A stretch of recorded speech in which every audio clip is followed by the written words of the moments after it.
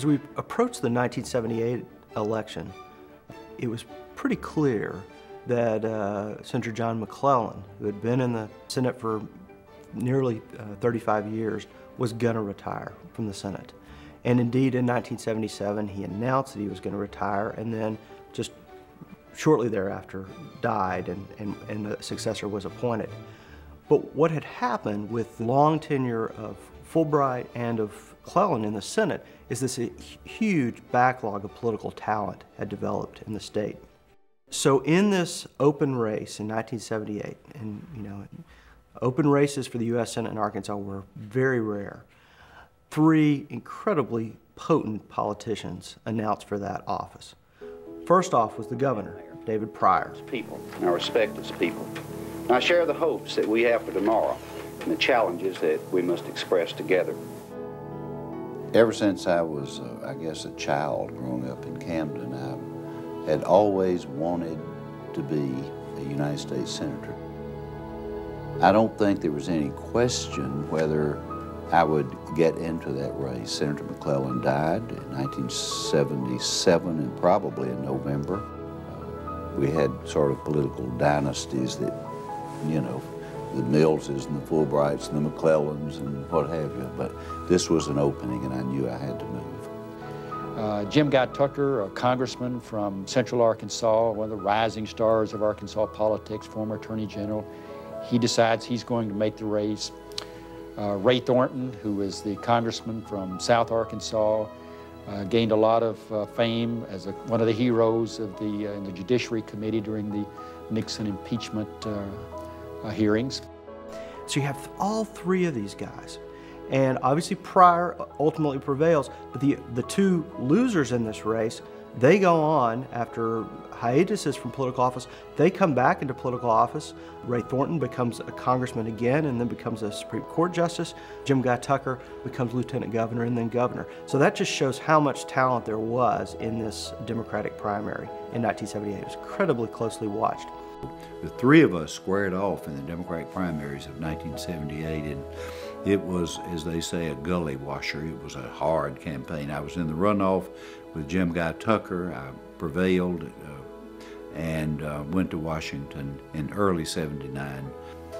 He was another breath of fresh air, and actually he had the ability as a man who was obviously sophisticated to look as though, to sound as though and act as though he was down home, and it worked. Not everybody can do that. It's a real magic trick, and perhaps because it's genuine. Pryor the favorite going in, but it was clear that the other two candidates had strong support. In Central Arkansas, Tucker really was maximizing the population center there in that Central Arkansas TV market. And down in South Arkansas, Thornton was dominant, and Thornton had resources that the other candidates really lacked, and those came in the form of his family members, Stevens' family, Whit Stevens and Jack Stevens, and they provided a tremendous source of funds for Ray Thornton, and it made it essentially a three-way photo finish in the first primary. Pryor snuck through with about 34%, but it was not until the next day that it was clear who the second place finisher was, and that was Jim Guy Tucker. He snuck in. And so then we turned to the two-week runoff, and all eyes were on what was going to happen to Ray Thornton's support, because clearly that was going to decide the primary. Now, geographically, because of his base of support in South Arkansas, that favored David Pryor because he had represented that area of Congress before. But Pryor had failed to meet expectations, and so there was some momentum with Jim Guy Tucker. And then the final kind of interesting piece in that Democratic runoff was what was going on with Bill Clinton. Bill Clinton had been the Attorney General for 2 years and had won the governor's primary in 1978 overwhelmingly. And so he was already the de facto governor of the state. And I think many feel that he saw Jim Guy Tucker as a potential threat for him politically in the future. And so, although there was nothing overt, there's lots of circumstantial evidence that in that runoff, Bill Clinton, certainly his hopes were that David Pryor would win that, and he did some things that probably helped David Pryor in that runoff election. And when we got in the runoff, a lot of people said, I think, well, this guy, Jim Guy Tucker, is going to be a threat to Bill Clinton down the way, and we need Pryor. He's not going to be a threat.